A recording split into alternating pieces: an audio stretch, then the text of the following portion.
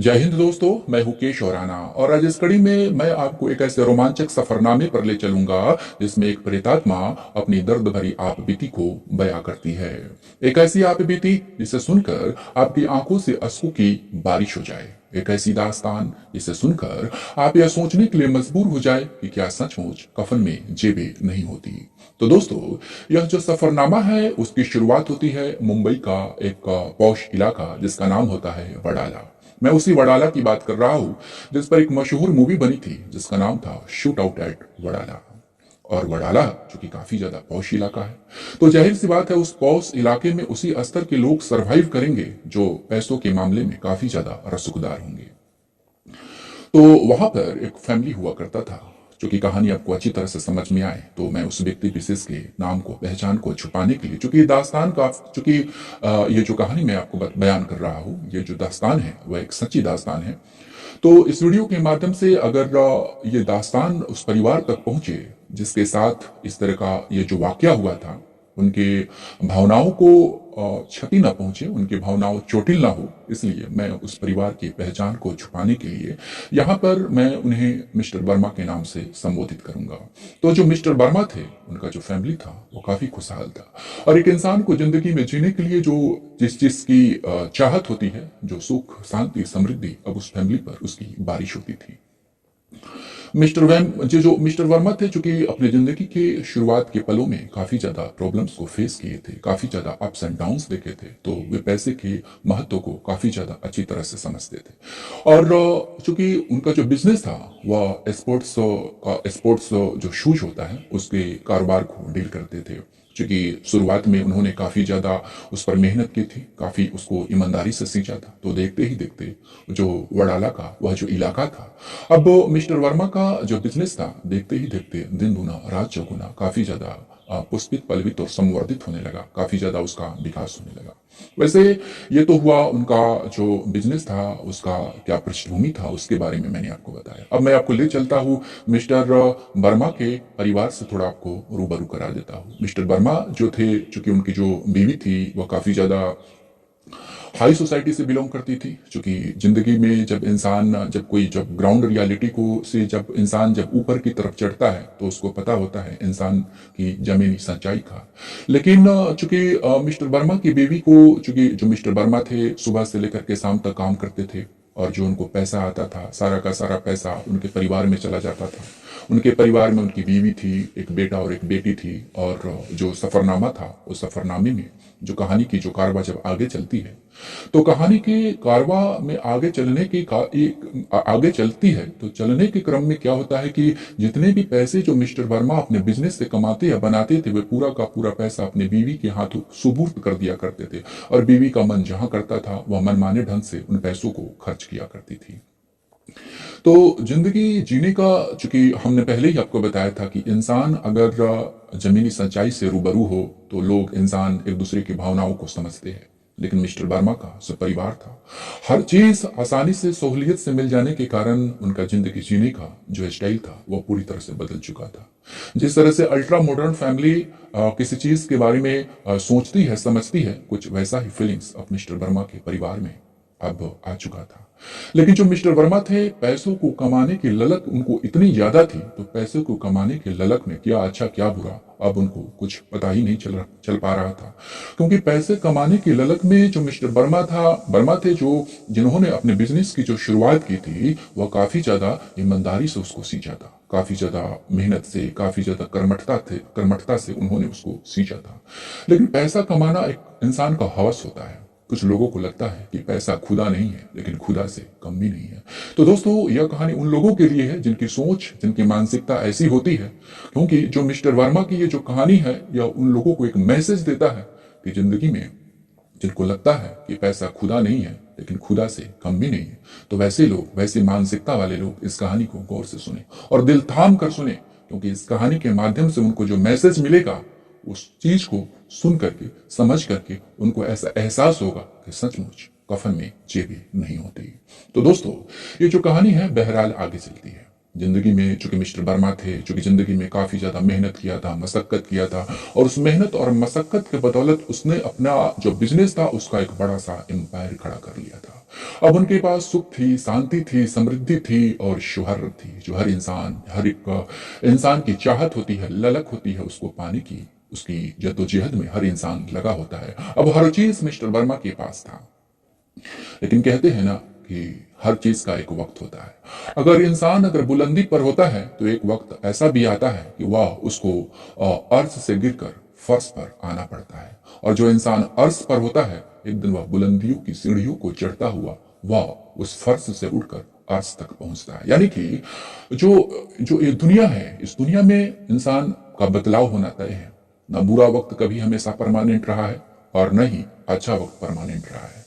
वैसे ही जो मिस्टर वर्मा का जो लाइफ स्टाइल था, चूंकि वह सुबह से लेकर के शाम तक ले अपने बिजनेस पर, अपने कारोबार को वह पूरे दिल लगा कर किया करते थे। लेकिन चूंकि लाइफ में ज्यादा स्ट्रगल देखने के कारण वे इतने ज्यादा कंजूस हो गए थे कि उनके अंडर में काम करने वाले जो एम्प्लॉय थे उनको वो उचित पारिश्रमिकता भी नहीं दे पाते थे।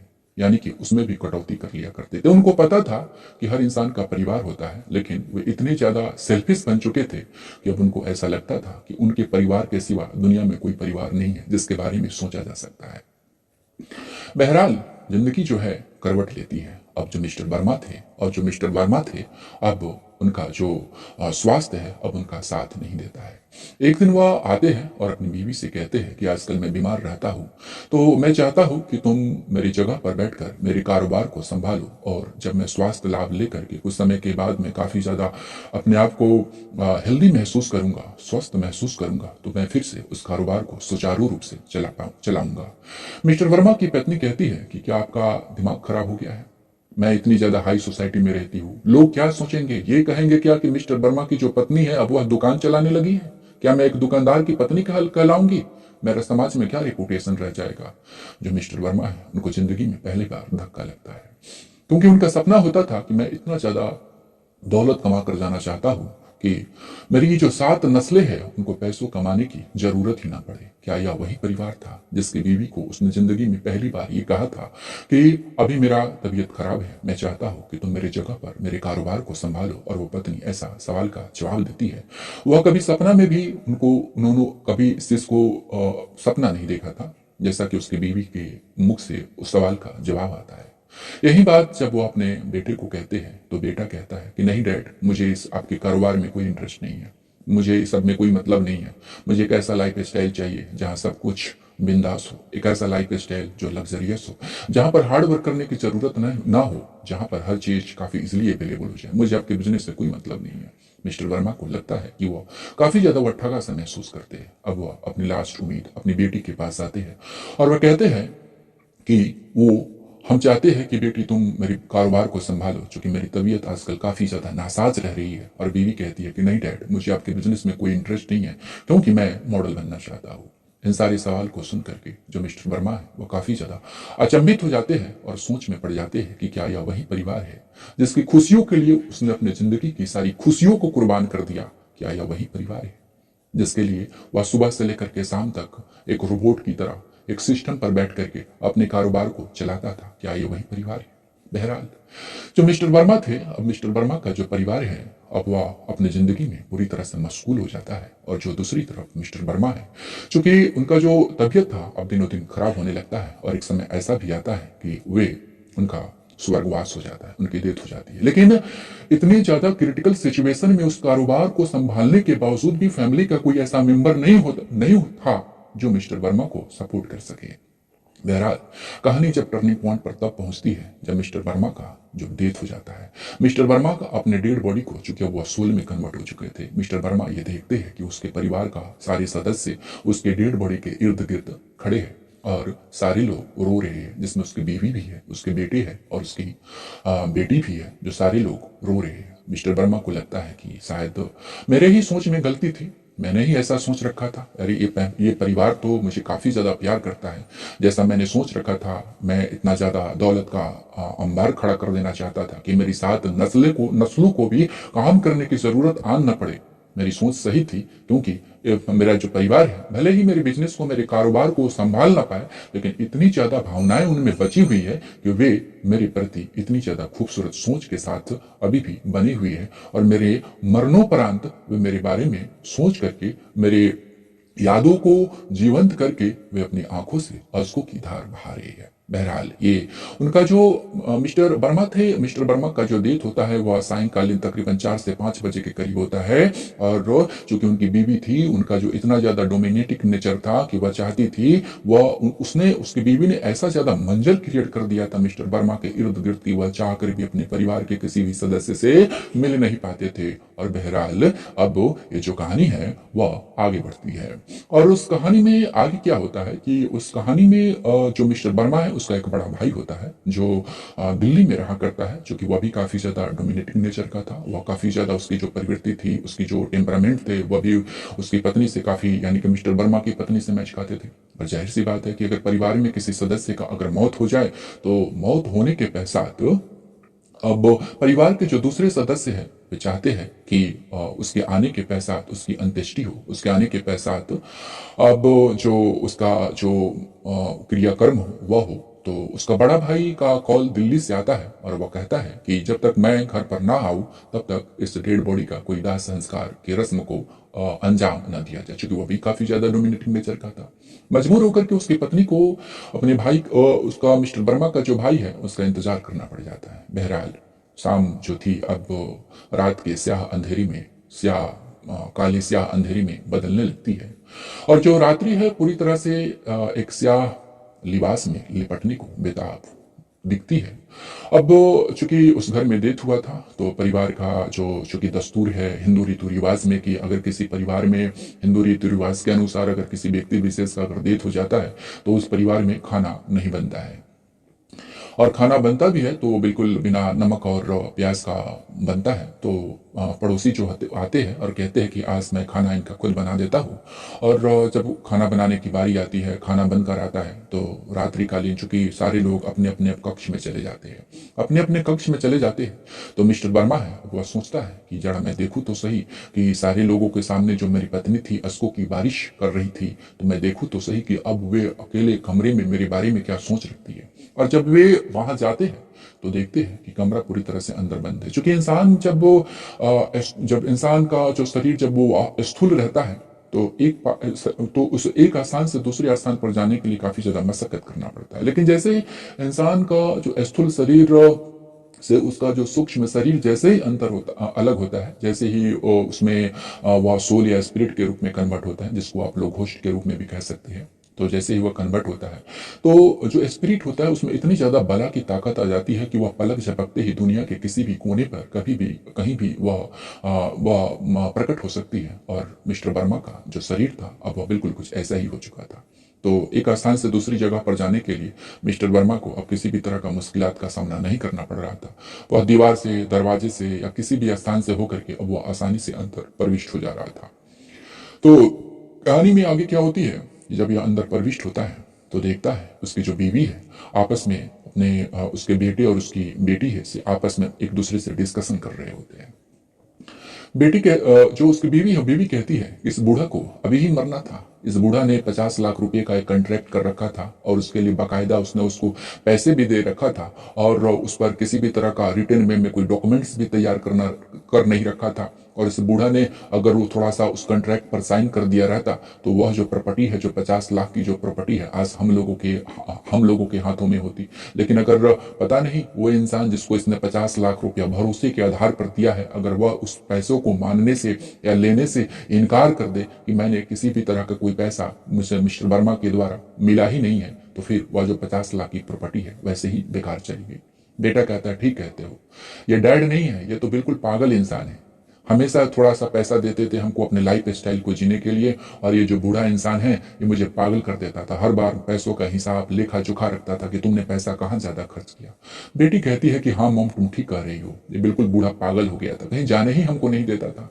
कहीं भी जाओ तो उसके लिए हमको काफी ज्यादा परमिशन लेने की जरूरत पड़ती थी। ये बूढ़ा था बिल्कुल काफी ज्यादा खरूच था। ठीक ही हुआ मॉम कि इसकी मौत हो गई, अब इसका मरना भी जरूरी था। ये बूढ़ा बिल्कुल मुझे तो जीना मेरा हराम कर दिया था। यह सुन करके जो मिस्टर वर्मा का भूत है, यानी कि जो घोस्ट है, वह बिल्कुल पागल हो जाता है। वह सोच में पड़ जाता है कि क्या सचमुच ये वही परिवार है। अब वो विचारों के उलझन में काफी ज्यादा फंस जाता है, एक ऐसी उलझन जिसको वह जितने सुलझाने की कोशिश करता है वह उतना ही उलझता है। वह पानी के बुलबुलों की तरह उसके अंदर विचारों का एक सैलाब उमड़ता है, जो पानी के बुलबुलों की तरह फटता है, फूटता है, बनता है, बिखरता है। बहरहाल, अब जो परिवार के जो सदस्य हैं, अब वो आपस में एक दूसरे से बात करते हैं।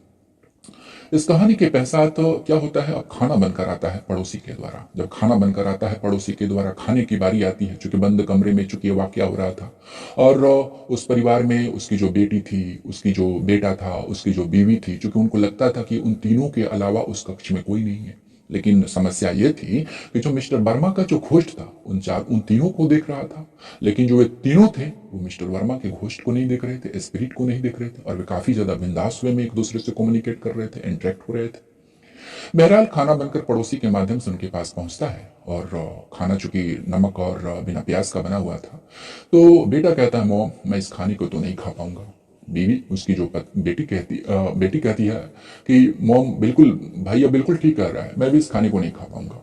क्यों? तो पत्नी कहती है कि क्या फर्क पड़ता है, अरे एक रात की ही तो बात है, खा लो ना, क्या जाता है। बेटा कहता है कि नहीं, मैं तो नहीं खा पाऊंगा इस खाना को, या तो मैं खाऊंगा ही नहीं, और खाऊंगा तो नमक मैं मिर्च का या फिर प्याज का, मैं प्याज लहसुन का इस्तेमाल करूंगा। तो उसकी जो मोम है वो कहती है, ठीक है, तुमको जो अच्छा लगे करो। वह जाता है और प्याज और नमक जो है वह लाता है किचन से, और उसको खाने लगता है। जो मिस्टर वर्मा है वह देखकर काफी ज्यादा आक्रोशित हो जाते हैं, और सोच में पड़ जाते हैं कि क्या यह वही परिवार है जिसके लिए उसने अपनी जिंदगी की सारी खुशियों को कुर्बान कर दिया, जिसके लिए वह सुबह से लेकर के शाम तक मशीन की तरह अपने कारोबार को संभालता रहा।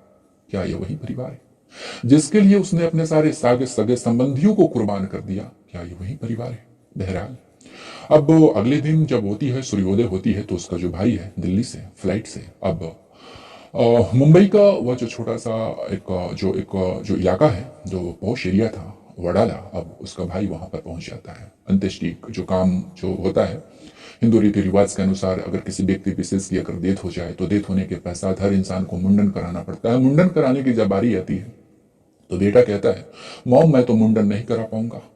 मॉम कहती है, क्या फर्क पड़ता है, अरे करा लो ना, क्या जाता है, बाल तो फिर भी बाद में कुछ समय के बाद उगाएंगे।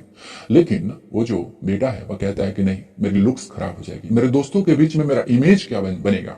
वैसे भी मॉम आजकल इन बातों को भला कौन फॉलो करता है। मॉम कहती है, ठीक है, तो ऐसा करो ना, अगल बगल से दो चार बाल काट करके हटा दो और उनको श्रद्धांजलि के नाम पर अपने पिता को समर्पित कर दो।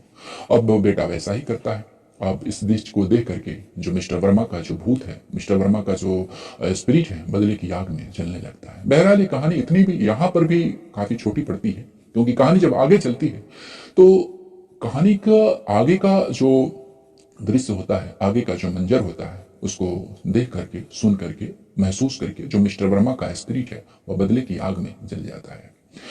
बहरहाल, जो बड़ी है उस बड़ी को दाह संस्कार कर दिया जाता है, और दाह संस्कार करने के पश्चात जो बड़ी का जो अस्थियां होती है, जो भस्म के रूप में रूपांतरित हो चुकी होती है, उसको एक कलश में रखने की एक प्रक्रिया होती है, और उसको एक भारत में जो हिंदू रीति रिवाज के अनुसार उसको गंगा जल में प्रवाहित कर दिया जाता है, ताकि उनकी आत्मा को एक सुकून मिले, शांति मिले, और उनको बट उनकी आत्मा को काफी ज्यादा एक सहूलियत मिले। तो उस रीति रिवाज को फॉलो करने की जब वक्त आती है, तो ये जो अब जो बीवी है, बीवी किसी दूसरे को भेजती है। बीवी 2000 देती है और किसी एक अपने करीबी को बुलाती है, क्योंकि उनको लगता है कि अगर इस रीति रिवाज को अगर हम अंजाम नहीं देते हैं तो फिर लोगों को ऐसा लगेगा कि हमने मिस्टर वर्मा का जो अस्थि भस्म है, हमने उसके साथ नाइंसाफी की है। तो इससे बचने के लिए लोगों को मेनी माइंड्स, लोगों की जो सोच होती है उस सोच से बचा जा सके, इसलिए अपने एक करीबी को बुलाती है और उसको 2000 रुपया देती है और कहती है कि आप जाइए और इसको आप एक कलश में जो मिस्टर वर्मा का जो अस्थिया है और जो अब भस्म के रूप में रूपांतरित हो चुकी है, आप उसको इस कलश में आप उसको एकत्रित करके आप किसी पंडा को दे दीजिएगा, और वहां पर खड़े होकर के आप उसका एक मंत्रोच्चारण की जो प्रक्रिया होती है उससे गुजार करके आप उसको गंगा में प्रवाहित कर दीजिएगा, ताकि मिस्टर वर्मा का जो आत्मा है उनको सुकून मिले। वह व्यक्ति 2000 रुपया लेता है और रास्ते में प्लानिंग करते हुए जाता है और सोचता है, मन ही मन वो सोच रहा होता है, क्योंकि उसके साथ उसका एक और मित्र होता है। वह क्या करता है कि 2000 रुपये का जो नोट होता है, उस नोट को वह क्या करता है, तो उस 2,000 रुपये के वह नोट को लेता है, मतलब 2,000 रुपया का जो करेंसी होता है चूंकि उसको लेता है। अब वो आपस में प्लानिंग करते हैं कि अब इस नोट्स को, कुछ पैसे को खुद अपने पास रख लिया जाए, और जो शेषांश जो अमाउंट होते हैं उस अमाउंट को वह क्या करता है, जो पांडा है उसके पास आता है और उसको 500 रुपया देता है, और सारे पैसे अपने पास रख लेता है, और उसको कहता है कि आप मंत्रोच्चारण की प्रक्रिया करके आप इसको गंगा नदी में इसको प्रवाहित कर दीजिएगा। और वह जो है आपस में बात करते हुए आते हैं कि जब मिस्टर वर्मा की पत्नी को मिस्टर वर्मा से अगर लगाव नहीं है तो फिर मिस्टर वर्मा मेरा लगता ही क्या है, और कौन, अब तो मिस्टर वर्मा मर चुका है तो फिर देखने वाला कौन होता है। वह 1500 रुपया आपस में एक दूसरे को दे करके बांट लेता है, और फिर जो घोष होता है, अब वह यह देखने के लिए रुक जाता है कि जो पांडा है अब उसके अस्थि कलश के साथ क्या करता है। अब जो पांडा होता है अब वह सोचता है कि भाई कैसा अजीब सा इंसान है, यह इंसान आया, पैसा दे दिया, और हमने जो प्रक्रिया किया या ना किया, करूं या ना करूं, भाई इससे को तो कोई फर्क ही नहीं पड़ता है। अब वह उसके कलश को उठाता है और एक बगल में जो एक नाले था उस नाले में जाकर के उसको बहा देता है, और वहां से वह निकल पड़ता है। घोस्ट यह जो देखता है अब वह बदले की आग में जल उठता है। बहरहाल अब वह यह जानना की कोशिश करता है कि अब उसकी पत्नी क्या प्लानिंग कर रही होती है। अब वह उसके पास आता है, और जब वह जाता है घर पर तो यह देख करके एक बार फिर से उसको झटका लगता है। अब उसकी जो बीवी है वो प्लानिंग कर रही होती है, चूंकि उन तीनों में किसी को उस बिजनेस से कोई लगाव नहीं होता है। अब वह प्लानिंग कर रही होती है उसकी बीवी कि उस बिजनेस को बेच दिया जाए, और जो पैसे हो उस पैसे को लेकर के, और जिस घर में, जिस अपार्टमेंट में जो मिस्टर वर्मा के द्वारा काफी ज्यादा मेहनत मशक्कत से उसको खरीदा था, बनाया था उसने, मिस्टर वर्मा ने, अब उसको बेच करके सारी प्रॉपर्टी को वह अपने मायके चली जाएगी। यानी कि उसका जो मिस्टर वर्मा का जो बेटा और बेटी थी, अब उसकी जो बीवी है उन दोनों को अब उसके मामा के यहाँ सेटल करना चाहते हैं। अब यह देख करके बदले की भावना में जलने लगता है। बहरहाल अब उसकी जिंदगी में जो मिस्टर वर्मा का जो परिवार था, सब कुछ उलट होने लगता है। परिवार में एक दूसरे से आए दिन काफी ज्यादा लड़ाई झगड़ा होने लगता है। किसी को कुछ समझ में नहीं आता है। सब कोई परिवार का कोई ना कोई सदस्य इस अंत्येष्टि के रस्म के, इस अंत्येष्टि के हो जाने के पश्चात परिवार में कोई ना कोई सदस्य हमेशा बीमार पड़ने लगता है। किसी को पार्ट नहीं बैठता है। डॉक्टर को दिखाने के पश्चात भी उसमें कोई ऐसा रिपोर्ट नहीं आता है कि बीमारी की वजह क्या है। यह सुन देख करके मिस्टर वर्मा का एक पड़ोसी उनको कहता है, अगर संभव हो तो किसी तांत्रिक से तुम कांटेक्ट करो, हो सकता है कि अगर कोई बला होगी तो वह टल जाएगी। जब यह मिस्टर वर्मा की जो बीवी है, जब वह तांत्रिक से कांटेक्ट करती है तो तांत्रिक यह बताता है उसको कि देखिए आपके घर के अंदर मिस्टर वर्मा का जो प्रेत है वह हावी हो चुका है, वह बदले की आग में जल रहा है, वह आप सभी को बर्बाद कर देना चाहता है। तो मिस्टर वर्मा की बीवी उसको पूछती है तो फिर इससे बचने का क्या तरीका है। वह कहता है, वह उसको किसी खास दिन बुलाता है और कहता है कि आप इस दिन आइए, मैं तांत्रिक क्रियाओं का आह्वान करूंगा और कोशिश करूंगा कि आपको इस बला से आपको मुक्ति दिलाऊं। जब मिस्टर वर्मा का परिवार जब उससे मिलने के लिए जाते हैं तो वह जब जाते हैं तो वह क्या करता है, वह कहता है कि मैं, और उसके ठीक एक दिन पहले वह जो तांत्रिक है, एक दिन पहले उसने कॉन्ट्रैक्ट कर रखा था किसी दूसरे के साथ, क्योंकि दूसरे व्यक्ति ने, वह आया था और उस व्यक्ति ने उसको कहा था कि मैं अपने दुश्मन को बर्बाद करना चाहता हूं, आप ऐसा कीजिए कि आप हमारे दुश्मन पर एक ऐसा प्रेत छोड़ दीजिए जो उसकी जिंदगी को नर्क बना दे। तो उसने उसके साथ कॉन्ट्रैक्ट ले रखा था। और जो मिस्टर वर्मा का जो बीवी है, अब मिस्टर वर्मा की बीवी को लगता है कि जब मैं उस तांत्रिक के पास जाऊंगा तो मंत्रोच्चारण की प्रक्रिया के द्वारा मिस्टर वर्मा के प्रेत को वह कील में आबद्ध करके उसको किसी पेड़ में उसको हमेशा हमेशा के लिए कैद कर देगा। लेकिन जब वह जाता है, जब वह मिस्टर वर्मा की पत्नी बीवी जो है, जब उस तांत्रिक से मिलने के लिए जाती है तो वह जो तांत्रिक है उसके तांत्रिक क्रियाओं का आह्वान करता है, और तांत्रिक क्रियाओं के आह्वान के द्वारा मिस्टर वर्मा का जो प्रेत है, जो घोस्ट है, जो स्पिरिट है, वह उसको निकालता है। और निकालने के पश्चात जिस व्यक्ति से उसने कॉन्ट्रैक्ट कर रखा था उस व्यक्ति पर वह प्रेत को छोड़ देता है, और मिस्टर वर्मा का जो परिवार है अब वो थोड़ा सुकून महसूस करने लगती है। लेकिन जिस व्यक्ति पर उस प्रेत को छोड़ा गया था अब वह जिंदगी उसका नर्क बन जाता है। और वह व्यक्ति जिसके पास, चूंकि उसको भी समस्या का सामना करना पड़ रहा होता है, अब वह किसी और तांत्रिक से कांटेक्ट करता है, और जब वह उस तांत्रिक के पास जाता है तो वह तांत्रिक उससे पूछता है, तुम कौन हो, तुमने इसको क्यों बर्बाद कर रखा है। तो वह अपनी जो दास्तान है, पूरी दास्तान को कुछ यूं सुनाता है जैसे मैंने इस दास्तान को अपने तरीके से आपको बताया। और वह बताता है उसकी आंखों से बहती हुई अश्कों की धार को देखकर मैं भी काफी ज्यादा रो पड़ा, क्योंकि मैं भी उस तांत्रिक से मिलने के लिए किसी एक और व्यक्ति विशेष था, जो उस व्यक्ति विशेष को भी ठीक उसी तरह से उन तांत्रिक बाधाओं का सामना करना पड़ रहा था। और उस व्यक्ति को लेकर के मैं भी उस तांत्रिक के पास पहुंचा था। और जब वह तांत्रिक उस व्यक्ति को, जिस पर मिस्टर वर्मा का जो घोष था, उसको पूरी तरह से जो उसने उसको कंट्रोल कर रखा था, पजेस कर रखा था। अब जब वह तांत्रिक है, मिस्टर वर्मा, जिसने जिस व्यक्ति को पजेस कर रखा था, उससे सवाल पूछता है कि तुम कौन हो, तुमने इसको क्यों बर्बाद कर रखा है। तो वह अपनी आप बीती फुट फुट कर सुनाता है। और वह कहता है कि जिस परिवार के लिए हमने जिंदगी में ढेर सारी दौलत कमाने की कोशिश की, कमाने की सफल प्रयास की, जिस परिवार के लिए हम अपनी जिंदगी की सारी खुशियों को कुर्बान कर दिया, जिस परिवार के लिए हमने सुबह से लेकर के शाम तक ले मशीन की तरह काम किया, जिस परिवार के लिए हमने बड़े बड़े सपने देखे, जिस परिवार के लिए हमने इतनी ज्यादा दौलत का अंबार खड़ा करने की कवायद में मैं लगा रहा, ताकि मेरा जो परिवार है उसकी 7 नस्लों को पैसा कमाने की जरूरत न आन पड़े, उस परिवार ने मेरे साथ क्या क्या किया। और उस दास्तान को सुन करके मैं भी, चूंकि वह काफी ज्यादा फुट फुट कर रो रहा था, और उस दास्तान को सुन करके मैं भी, मेरे भी आंखों से अश्कों की धार बह चलती है। मैं भी रो पड़ता हूँ कि क्या सचमुच कफन में जेबें नहीं होती। बहरहाल अब जो तांत्रिक है उससे पूछता है कि मैं तुम्हारा क्या करूं, तुमको मैं मंत्रोच्चारण के द्वारा किसी पेड़ में तुमको कैद कर दूं, या फिर क्या चाहिए तुमको। वह कहता है कि मुझे मुक्ति चाहिए, मैं जीना नहीं चाहता, मैं फिर से जन्म लेना चाहता हूँ, मैं फिर से एक जो मेरे से जो गलतियां हुई, मैं उस गलतियों को करने से मैं बचना चाहता हूँ, मैं मुक्ति चाहता हूँ। मुझे प्रेत योनि में अब कोई लालसा नहीं रही है। मेरी जो बदला लेने की, प्रतिशोध लेने की जो भावना है, अब इस इंसानी दुनिया को देख करके मैं काफी ज्यादा टूट चुका हूँ कि क्या इंसान सचमुच इतना स्वार्थी होता है कि जिसकी खुशियों के लिए हमने अपनी खुशियों को कुर्बान कर दिया, और वह इंसान मेरे साथ ऐसा बेहद किया।